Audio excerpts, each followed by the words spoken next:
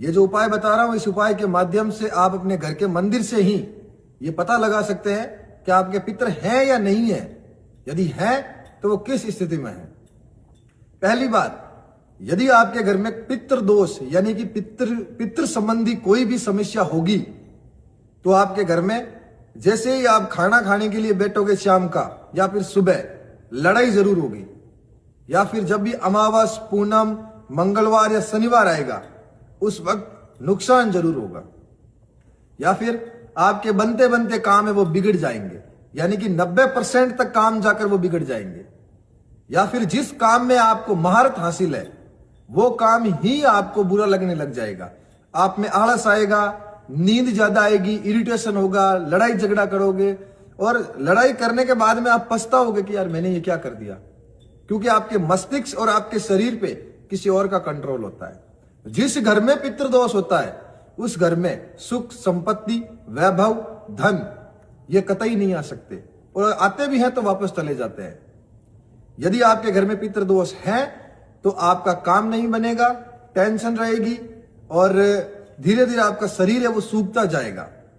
यदि आपके घर में पितृदोष है तो रोज लड़ाई होगी, सुबह शाम, विशेषकर आरती के टाइम में होगी, क्योंकि पितृ भी आरती लेना चाहते हैं। या फिर उन पितरों के साथ में अगर गंदी चीजें आ गई तो वो देवताओं या फिर आपका जो स्थान है वहां पे घुसने की कोशिश करेंगे। और यदि आपने गलती से भी उनको गलत दिशा या फिर गलत जगह बिठा दिया तो फिर विध्वंस तय है। तो अब इससे उपाय, जो मैं उपाय बता रहा हूं, उस उपाय के माध्यम से आप अपने पितरों को हटा सकते हैं। आपको क्या करना है, आपको 2 दीपक लेना है, एक दीपक तेल और एक दीपक घी का।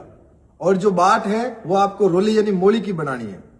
और दोनों दीपक का जो तेल और घी है उसमें कुमकुम मिला देना और एक में सिंदूर मिला देना, या फिर आप चंदन भी मिला सकते हो। पूरे घर में उसको घुमाना है, दोनों को प्रज्वलित करना है, पीतल की थाली में रखने हैं उन दोनों दीपक को और पूरे घर में घुमाना है।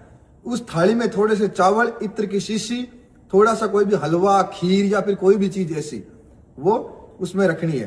पूरे घर में घुमाने के बाद में उसको छत के ऊपर रख देना। रखना सिर्फ 12 घंटे है। जैसे ही 12 घंटे आपको कंप्लीट हो, यदि तेल का दीपक है वो चालू है और घी का दीपक बंद हो गया, इसका मतलब आपके घर में नकारात्मक ऊर्जाएं हैं।